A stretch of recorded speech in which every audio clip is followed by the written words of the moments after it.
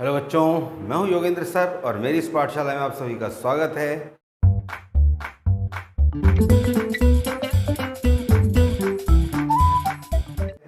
पिछली क्लास में हमने सरफेस एरिया एंड वॉल्यूम के बेस को समझा था, उससे रिलेटेड बातों को समझा था। आज सॉल्व करेंगे एक्सरसाइज को। तो चलिए शुरू करते हैं हमारी एक्सरसाइज।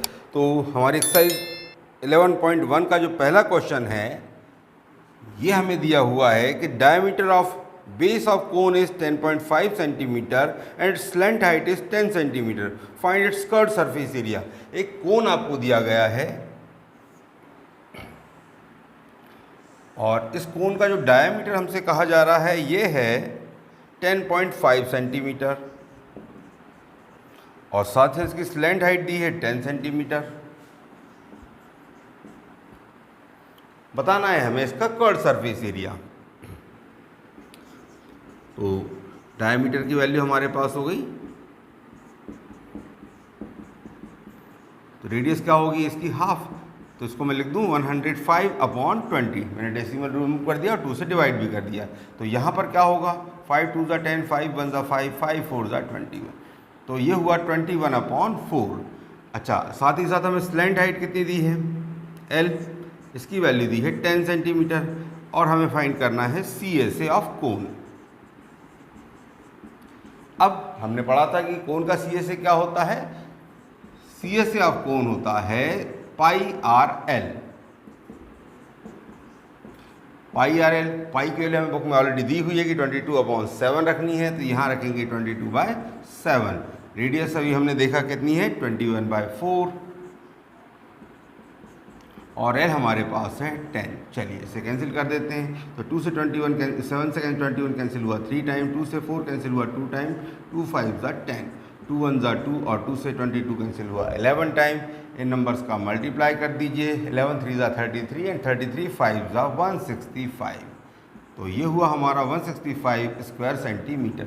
हमेशा याद रखेंगे कि जो एरिया होगा वो हमेशा कैसा होगा, स्क्वायर यूनिट में। तो हमारी यहाँ पर यूनिट क्या थी, सेंटीमीटर, तो हमारा एरिया कितना निकला, 165 स्क्वायर सेंटीमीटर। क्या बढ़िया था गुरु, मज़ा आया। चलिए देखते हैं नेक्स्ट सम।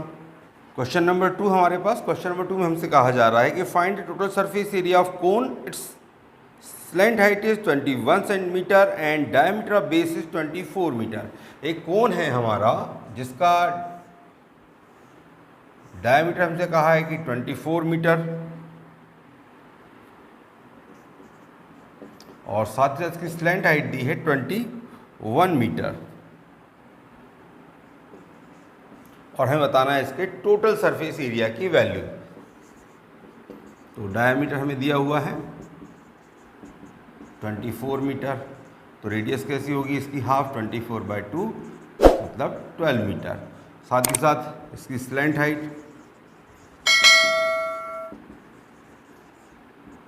L जो है 21 मीटर है और हमें इसका टोटल सरफेस एरिया बताना है। अब टोटल सरफेस एरिया का फॉर्मूला हमने क्या देखा था, टोटल सरफेस एरिया हमारा होता है πR and L plus R। तो वैल्यूज रख देते हैं। पाई की वैल्यू हमारे पास 22/7 इंटू रेडियस हमारे पास क्या थी 12, L प्लस R मतलब 21 प्लस 12। चलिए इनका मल्टीप्लाई कर दीजिए। 12 2 ज़ा 24 कैरी हुआ 2, 12 2 ज़ा 24 प्लस 2 26, 264/7 इंटू 21 प्लस 12 कितना हुआ, ये हुआ हमारा 33। मल्टीप्लाई कर दीजिए तो ये हुआ 8712/7। चलिए इसे डिवाइड कर दीजिए। 7 1 ज़ा 7, 7 2 ज़ा 14, 7 4 ज़ा 28, 7 4 ज़ा 28, रिमाइंडर हमारे पास हुआ 4, 7 5 ज़ा 35। तो ये हमारा आएगा आंसर 1244.5 स्क्वायर सेंटीमीटर। तो ये होगी कोन के टोटल सरफेस एरिया की वैल्यू। क्या बात। क्वेश्चन नंबर 3 में हमसे कहा गया है curved surface area of cone is 308 square centimetre and it's slant height is 14 centimetre. Find radius of base and total surface area of कोन। यहाँ पे ऑलरेडी हमको क्या दिया हुआ है, इस कोन का कर्व्ड सरफेस एरिया दे दिया गया है। तो जो CSA है ये कितना है हमारे पास, 308 स्क्वायर सेंटीमीटर। साथ ही साथ इसकी स्लेंट हाइट हमें दी हुई है 14 सेंटीमीटर। तो एक तो हमें बताना है इसकी रेडियस और दूसरा हमें बताना है इसका TSA। चलिए, तो क्या होता है हमारा फॉर्मूला CSA का? CSA हमारा होता है पाई RL। तो अगर इसे देखें तो पाई की वैल्यू 22/7, रेडियस हमें नहीं मालूम है, लेकिन स्लैंट हाइट की वैल्यू हमारे पास कितनी दी है 14, और ये कितना है हमारे पास 308। तो इसे आप लिख सकते हैं कि R इक्वल्स 308, 7 को कर दीजिए क्रॉस मल्टीप्लाई में ले जाइए ऊपर, और ये 22 इंटू 14 कहाँ आएगा? नीचे। तो 7 1 जा 7, 7 से 14 कैंसिल हुआ 2 टाइम, यहाँ पे 2 1 जा 2, 2 से ये कैंसिल कर दीजिए, 2 1 जा 2, 2 5 जा 10 एंड 2 4 जा 8, और 22 से ये कैंसिल होगा 7 टाइम्स। तो हमारे पास रेडियस कितनी होगी? 7 सेंटीमीटर।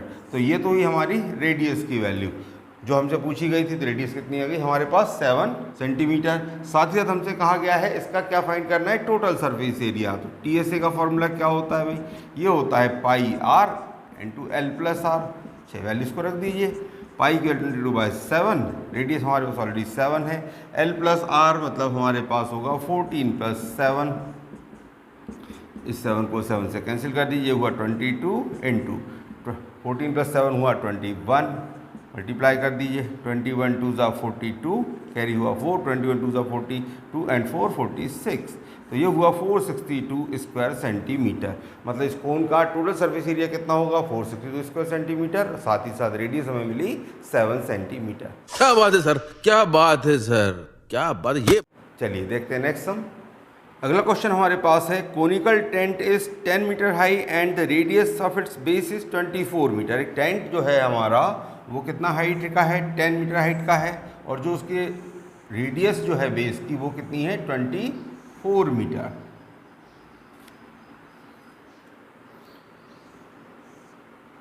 यानी ये हुआ हमारे पास 24 मीटर, ये हुआ हमारे पास 10 मीटर। तो हमें पूछा गया है कि पहला तो बताना है slant height of the tent, दूसरा हमें बताना है cost of canvas required to make the tent. The cost of 1 square metre canvas is ₹70।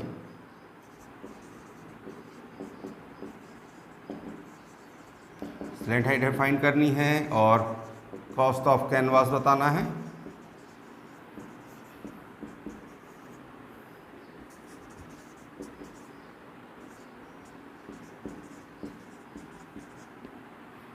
₹70 पर स्क्वायर मीटर। तो यहाँ पर देखिए हमारे पास जो दिया हुआ है वो क्या हुआ? हमें दी है यहाँ पर हाइट, h की वैल्यू हमारे पास है 10 सेंटीमीटर, सॉरी 10 मीटर।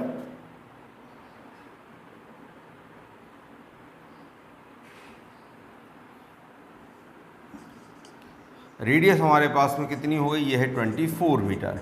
तो हमने पाइथागोरस थ्योरम से क्या पढ़ा हुआ है? L की वैल्यू क्या होती है? √r² plus h²। तो r² प्लस h² मतलब होगा हमारा 24 का स्क्वायर प्लस 10 का स्क्वायर। 24 का स्क्वायर कितना होता है? ये होता है 576। 10 का स्क्वायर हुआ 100, दोनों को प्लस कर दीजिए, हुआ 676, और 676 का स्क्वायर रूट कितना होता है? ये होता है 26। मतलब जो हमें स्लैंट हाइट मिल रही है ये मिली हमें 26 मीटर।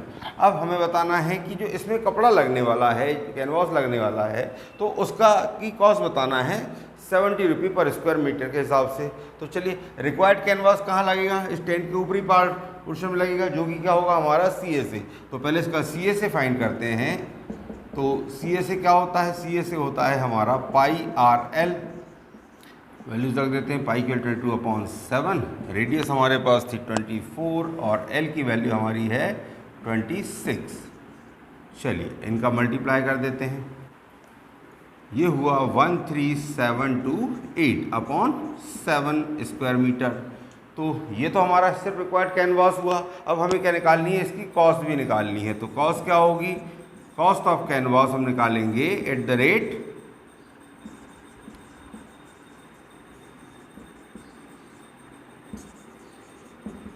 ₹70 पर स्क्वायर मीटर। तो इसके लिए आपको क्या वो करना है, इसे सिर्फ 70 से मल्टीप्लाई कर दीजिए। तो ये हुआ 13728 अपॉन 7 इंटू 70। तो 7 से 70 कैंसिल हुआ 10 टाइम, तो ये आंसर हुआ हमारा 137,280 रुपीज़। तो इतना हमारा रिक्वायर्ड खर्च होगा कैनवास पर। ये रहा हमारा सॉल्यूशन। शाबाश बेटा, बहुत बढ़िया। कितने तेजस्वी लोग हैं हमारे पास, कितने शानदार विचार रखते हैं।